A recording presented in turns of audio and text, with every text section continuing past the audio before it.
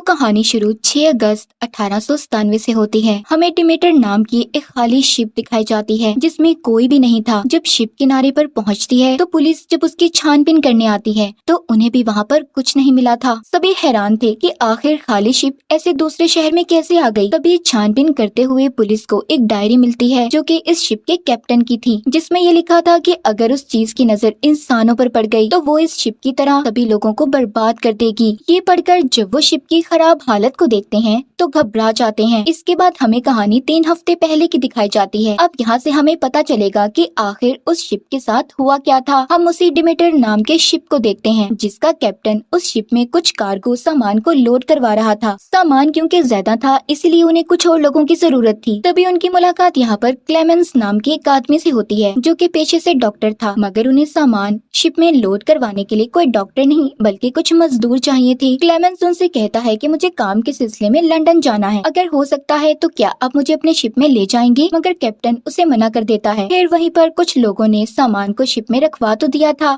मगर वो उस शिप में कैप्टन के साथ जाना नहीं चाहते थे। कुछ तो कैप्टन को पैसे वापस कर देते हैं ये कहकर कि रात हो रही है और हम सफर पर नहीं जा सकते। खैर बचे हुए लोग सामान को जब शिप में रखवा रहे थे तो एक क्रेट बच्चे पर गिरने वाला था जिसे क्लेमेंस बचा लेता है। दरअसल वो बच्चा कैप्टन का पोता था। ये देखकर कैप्टन क्लेमेंस को शुक्रिया करता है और वो अब उसे अपने साथ ले जाने के लिए तैयार था। दरअसल वो क्रेट एक आदमी के डर की वजह से गिरने वाला था क्योंकि उसने उस क्रेट पर कुछ निशानों को देखा था जो कि ड्रैगन के थे, जिसे देखकर वो बहुत डर गया था। इसीलिए अब वो कैप्टन के साथ भी जाने से इनकार कर देता है और कैप्टन पर बहुत चिल्लाता है। खैर अब सारा सामान रखा जा चुका था। कैप्टन के साथ कुछ लोग शिप में सामान को लेकर अपना सफर शुरू करते हैं जिनमें अब क्लेमेंस भी था। जब उस शिप पर जाते हुए लोगों की नजर पड़ती है तो वो डर कर कहते हैं गॉड इनकी हिफाजत करे। खैर शिप के अंदर कैप्टन का पोता क्लेमेंस को अपना सारा शिप दिखा रहा था और कैप्टन वो अपनी डायरी लिखना शुरू करते हैं जो वो अक्सर अपने सफर के दौरान लिखा करते थे। वो अपना पहला ब्लॉक लिखते हैं कि हमारा सफर शुरू हो गया है, हमें इस सफर को खत्म करने में 3 हफ्ते लगेंगे। आज हमारे सफर का पहला दिन है। तभी उनके पास टीम का एक आदमी आता है जिसका नाम वॉजिक था, जिसको पता चलता है कि कैप्टन अब लंदन पहुंचने के बाद अपने सफर को हमेशा के लिए खत्म कर देंगे और वो अपने पोते को शहर में जाकर बड़ा करेंगे। यानी कि कैप्टन इस सफर के बाद रिटायरमेंट लेने वाले हैं और फिर वो इस शिप को वॉजिक को चलाने के लिए सौंप देंगे। ये सुनकर वॉजिक खुश था पर थोड़ा दुखी भी।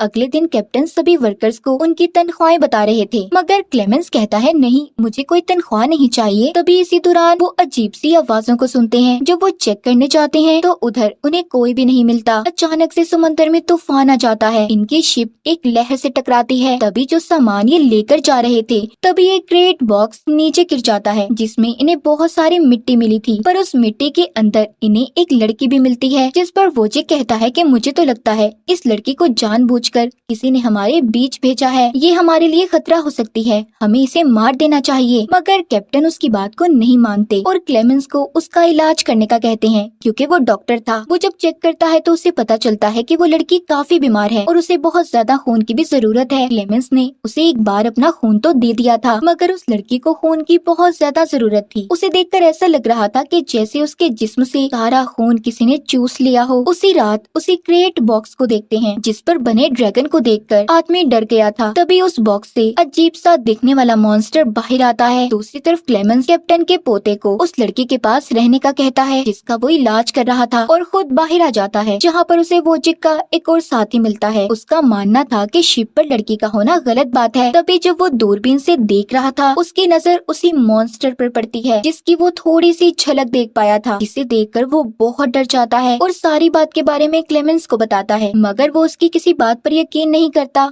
और ये कहता है कि तुम्हारा वहम होगा और कोई बात नहीं है। जब अंदर शिप की बेसमेंट में शोर को सुनते हुए कैप्टन के पोते का डॉग अंदर जाता है तो उस पर किसी चीज ने हमला कर दिया था। थोड़ी देर बाद जब वहाँ पर एक वर्कर जानवरों को खाना देने आया था तो सभी जानवर उसे मरे हुए मिलते हैं। ये देखकर सभी घबरा गए थे। कैप्टन कहते हैं देखो ये जिसने भी किया है खुद ही सामने आ जाए, क्योंकि कैप्टन अपने ही वर्कर्स पर शक कर रहे थे मगर उनके वर्कर्स इन सब का इल्जाम क्लेमेंस और उस बेहोश लड़की पर लगाते हैं। कैप्टन कहते हैं कि नहीं, ये ऐसा कुछ नहीं कर सकते। जब वो जानवरों को गौर से देखते हैं तो कैप्टन को पता चलता है कि इनकी मौत किसी इन्फेक्शन के फैलने की वजह से हुई है। इसीलिए वो अब सभी मरे हुए जानवरों को पानी में फेंकने का हुक्म देते हैं। जिसके बाद इसी तरह आहिस्ता आहिस्ता उनका सफर 2 हफ्तों तक का गुजर गया था। मगर अभी भी इनको अपनी मंजिल तक जाने में 2 हफ्ते और बाकी थे। लेकिन अभी तक वो बेहोश लड़की ठीक नहीं हुई थी। वॉजिक का साथी कहता है कि मुझे लगता है इस लड़की पर कोई काली ताकत का साया है और उस चीज को मैंने और क्लेमेंस ने भी देखा है, मगर ये मानने को तैयार नहीं है। तभी कैप्टन का पोता बताता है कि मैंने इस लड़की को बेहोशी में बोलते हुए सुना है।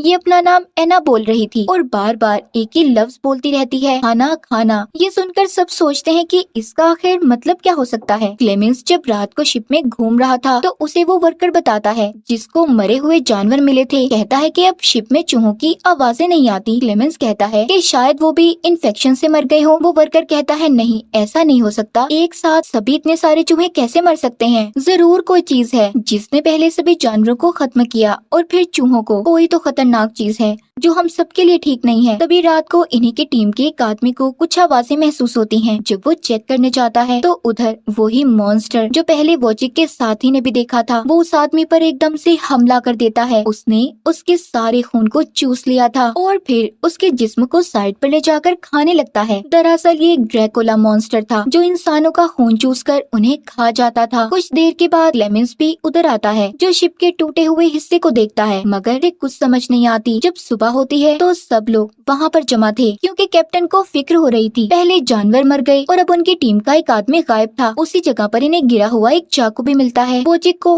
अब क्लेमेंस पर शक हो रहा था। वो कहता है हम में यही नया है, क्या पता यही सब कुछ कर रहा हो। मगर क्लेमेंस उसे खुद पर यकीन करने का कहता है कि ऐसा कुछ नहीं है, कि वो किसी को नुकसान नहीं पहुंचा सकता। वो इन्हें बताता है कि मैंने उन जानवरों को गौर से देखा तो मुझे ऐसा लगा जैसे उन्हें किसी ने खून मारकर मारा हो। तभी उधर वही बेहोश लड़की एना भी आ जाती है जो सब बातें सुनकर डर गई थी। वो क्लेमेंस से कहती है वो यहाँ पर भी आ चुका है, प्लीज इस शिप से उतर जाओ वरना वो हम सबको खत्म कर देगा। क्लेमेंस उसे संभालता है। उसे ऐसा लग रहा था कि एना शायद बहुत दिन बाद होश में आई है तो इसीलिए उसे अजीब ख्याल आ रहे हैं। वो उसे अपने साथ ले जाता है। अब वो उससे बात करता है कि वो आखिर किस बारे में बात कर रही थी। एना बताती है कि वो एक ड्रैकुला मॉन्स्टर है जो पहाड़ों के ऊपर एक महल में रहता था। वो रात में बाहर आकर इंसानों का खून पीता है। मैं उस जगह पर रहती थी जहाँ उसका महल था। वो रोज रात को आता और मेरा थोड़ा थोड़ा करके खून पी गया। वो उसे अपने निशान भी दिखाती है। एना कहती है कि अब वो यहाँ पर भी आ चुका है, सबको मार देगा। रात को जब बहुत तेज बारिश हो रही थी तो वॉजिक के साथी को कुछ अजीब आवाजें सुनाई देती हैं। जब वो जाकर देखता है तो उधर ड्रैकुला था जो उस पर हमला कर देता है। तभी जब दूसरा साथी उसे बचाने आता है तो ड्रैकुला ने उसे भी मार दिया था। तभी शिप भी डगमगाने लगती है। बाकी के सभी लोग जाग गए थे। जब वो आकर ऊपर देखते हैं तो वॉजिक का साथी अभी जिंदा होता है क्योंकि ड्रैकुला मॉन्स्टर ने सिर्फ उसका खून ही पिया था। वो काफी जख्मी था और दर्द से चिल्ला रहा होता है। कैप्टन साथ साथ इन सभी हादसों को अपनी डायरी में भी लिखते जा रहे थे जो इनके साथ यहाँ पर हो रहा था। सब बहुत ज्यादा डर चुके थे। ये बात तो इन्हें समझ आ गई थी कि ड्रैकुला मॉन्स्टर रात को आता है, इसलिए कैप्टन अपने 2 साथियों को गन्स लेकर पहरा देने का कहते हैं और बाकी के लोगों को वॉजिक के साथ शिप की तलाशी लेने के लिए भेज दिया था। वॉजिक के उसी जख्मी साथी को बांध दिया जाता है क्योंकि सभी को ये डर था कि इसे ड्रैकुला ने काटा है तो कहीं ये भी वैम्पायर ड्रैकुला न बन जाए। कैप्टन का पोता जो शिप की लॉबी में था वो बाहर आ जाता है। उधर वॉजिक का साथी भी एक ड्रैकुला में बदल गया था, इसीलिए वो आकर कैप्टन के पोते पर हमला कर देता है। मगर उसने खुद को कैबिन में बंद कर लिया था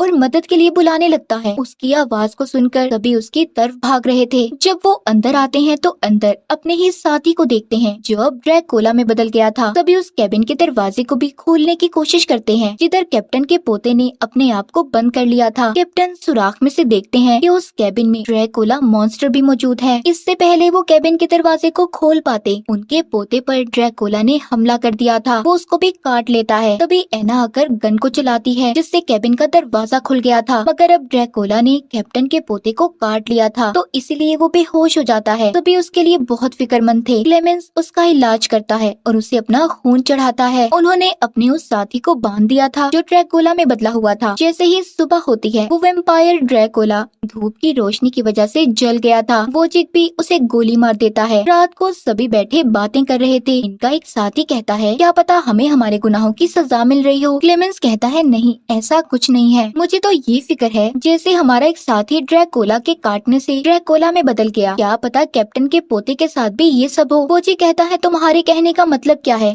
हमें उसे मार देना चाहिए। क्लेमेंस कहता है, नहीं, हमें कोई तो हल ढूंढना होगा कि हम उसे बचा सकें। वो बेना के साथ जाकर सभी क्रेट्स को चेक करता है। उन्हें ड्रैकुला का क्रेट तो मिल गया था, मगर उसमें ड्रैकुला नहीं था, क्योंकि वो तो अपने शिकार पर था। वो कैप्टन के एक और साथी को मार देता है, जो डर की वजह से यहाँ से एक छोटी कश्ती लेकर भाग रहा था। जब सुबह होती है तो कैप्टन को पता चलता है कि उनके पोते की मौत हो गई है। वो इस बात पर बहुत दुखी थे। जब उनके पोते की लाश को पानी में फेंकने ही वाले थे कि तभी कैप्टन अपने पोते को हिलता हुआ देखते हैं। जब वो उसके पास जाकर उसका मुंह खोलते हैं तो वो भी अब ड्रैकुला में बदल गया था, मगर धूप की वजह से जलने लगता है। ये देखकर सभी उसे पानी में फेंक देते हैं, जिससे अब उसकी भी मौत हो गई थी। कैप्टन अपने पोते की मौत की वजह से बहुत ज्यादा दुखी थे, इसलिए सब उन्हें आराम करने भेज देते हैं। फिर बैठकर आपस में बात करते हैं। क्लेमेंस और बाकी के बचे हुए साथी ये प्लान बनाते हैं कि वो ड्रैकुला को अपने जाल में फंसाएंगे, क्योंकि इतनी आसानी से वो उसे पकड़ नहीं सकते। मगर अब वो इस शिप के साथ ही उसे पानी में डुबाने वाले थे। जब ये सारी बात जाकर क्लेमेंस कैप्टन को बताता है तो वो कहते हैं, नहीं, तुम ऐसा नहीं कर सकते, क्योंकि उस ड्रैकुला वैम्पायर ने मुझसे वादा किया है कि वो मेरे पोते को वापस जरूर करेगा। यहीं पर एना कहती है, नहीं, ऐसा नहीं हो सकता, क्योंकि मैं इन सब के बारे में जानती हूँ। ड्रैकुला हमारी ऐसी चीजों को लेकर पागल करता है जो हमें बहुत प्यारी होती हैं। उसने मुझे भी इसी तरह अपने जाल में फंसाकर एक बॉक्स में कैद कर दिया और फिर आहिस्ता आहिस्ता मेरा खून पीने लगा। कैप्टन भी उसकी इस बात को समझ गए थे,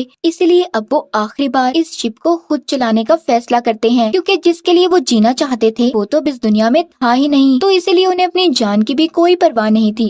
रात हो चुकी थी। सभी ने ड्रैकुला के लिए जाल बिछा दिया था, मगर उसे पकड़ पाना ना आसान नहीं था, इसलिए एकदम वो इनके एक साथी पर आकर हमला कर देता है। फिर वो वोजिक पर हमला करता है, जिससे वो काफी जख्मी हो चुका था, इसलिए जल्दी जल्दी शिप में सुराग करने लगता है, मगर ड्रैकुला ने भी मार दिया था। जिसके बाद वो कैप्टन पर भी हमला करके उन्हें भी मार देता है। मरते हुए कैप्टन क्लेमेंस को अपनी डायरी के बारे में बताते हैं। वो कहते हैं कि दुनिया को इस चीज के बारे में बताना कि हमारे साथ क्या हुआ और सब सच है। क्लेमेंस को अब गुस्सा आ गया था। वो चिल्लाता है और ड्रैकुला से कहता है कि तुम कोई गॉड नहीं हो जो ऐसे लोगों को मार दोगे। तभी वो क्लेमेंस पर भी आकर हमला करता है, मगर एना ने आकर ड्रैकुला को गोली मार दी थी। लेकिन अब ड्रैकुला एना को भी मारने वाला था। जब क्लेमेंस आकर उसे बचाता है तो ड्रैकुला ने उसे पकड़ लिया था और उसे मारने ही वाला था। तभी क्लेमेंस उससे कहता है, तुम्हें क्या लगता है मैं डरता हूँ तुमसे? मैं नहीं डरता। ड्रैकुला ने क्लेमेंस की गर्दन को पकड़कर ऊपर उठा लिया था और कहता है कि अब तुम जरूर डरोगे। तभी एना बड़ी सी रस्सी को काट देती है, जिस वजह से ड्रैकुला एक लकड़ी के पोल के नीचे दब गया था। एना और क्लेमेंस दोनों पानी में छलांग लगा देते हैं और फिर यहीं से कहानी शुरू वाले सीन से आकर मिल जाती है। जैसा कि हमने देखा था कि डिमेटर शिप खाली किनारे पर पहुंच जाता है, जिसे देखकर सभी हैरान थे। तो अब यहाँ पर आपको सारी कहानी समझ आ गई होगी कि उस शिप के साथ आखिर हुआ क्या था। अब ड्रैकुला भी वहाँ से भाग चुका था और क्लेमेंस और एना तैरते हुए कहीं और पहुंच गए थे। एना भी ड्रैकुला में बदल जाती है, क्योंकि जाहिर है ड्रैकुला ने उसे काटकर खून पिया था, इसीलिए वो क्लेमेंस से दूर चली गई थी और सूरज की पहली किरण निकलते ही जलकर मर जाती है। कुछ दिन के बाद हमें क्लेमेंस दिखाया जाता है, जो अब लंदन में था, जहाँ पर हर जगह डिमेटर शिप की बातें थी। उसकी कहानी भी कैप्टन की डायरी के जरिए सबको पता चल चुकी थी, जिसके अंदर कोई भी नहीं बचा था। पर उस शिप में क्लेमेंस और ड्रैकुला बचे थे, जिसके बारे में कोई भी नहीं जानता। क्लेमेंस जानता था कि ड्रैकुला इसी शहर में छुपा हुआ है, जिसके बारे में को कुछ नहीं पता कि ड्रैकुला कहाँ पर है। फिर हमें ड्रैकुला दिखाया जाता है, जो इंसानों के बीच में इंसानी कपड़े पहनकर रह रहा है। उसकी नजर अभी भी क्लेमेंस पर है और उधर क्लेमेंस भी उसे ढूंढ रहा था ताकि वो उससे बदला ले पाए। तो क्या क्लेमेंस ड्रैकुला को ढूंढ पाएगा? इसी सस्पेंस के साथ इस फिल्म की कहानी भी यहीं पर खत्म हो जाती है।